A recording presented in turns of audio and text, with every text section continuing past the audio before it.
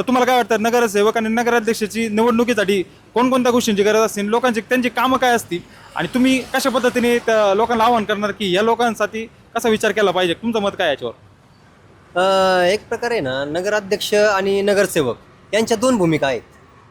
ज्याप्रमाणे स्थानिक लेवलला जर बघितलं तर राहुरी शहरामध्ये नगरपालिकेचे जे नगराध्यक्ष आहेत यांनी सर्व राहुरीचा आढावा घेतला पाहिजे आणि कोणत्या ठिकाणी काय समस्या आहेत याचा बी त्यांनी आढावा घेऊन ते प्रश्न मार्गी लावले पाहिजे. आणि दुसरी जी भूमिका आहे ती नगरसेवकाची असते. तर नगरसेवकांनी सुद्धा आपल्या वार्डमध्ये ज्याप्रमाणे लाईटची सुविधा, रस्त्याची सुविधा आणि विविध प्रकारे ज्या योजना येतात त्या योजनांना त्यांनी मार्गी लावलं पाहिजे. विविध लोकांना त्यांनी एक सपोर्ट केला पाहिजे, नाही का?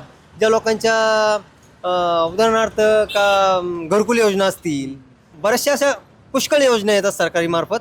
तर त्या योजना लोकांपर्यंत पोहोचवून त्यांनी त्या योजनांचा लोकांना फायदा दिला पाहिजे.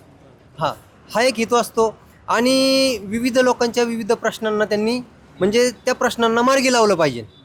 आणि जो नगरसेवक अशा प्रश्नांना मार्गी लावण्यास कार्यक्षम असतो अशाच नगरसेवकांना लोक निवडून देतात.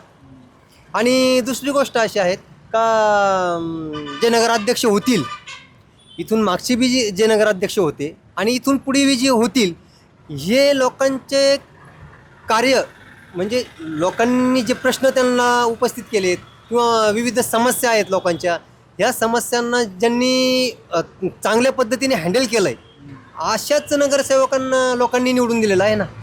म्हणजे अशाच इथून पुढं बी आम्हाला अशा नगरसेवकाला किंवा अशा नगराध्यक्षाला आम्ही निवडून देऊ इच्छितो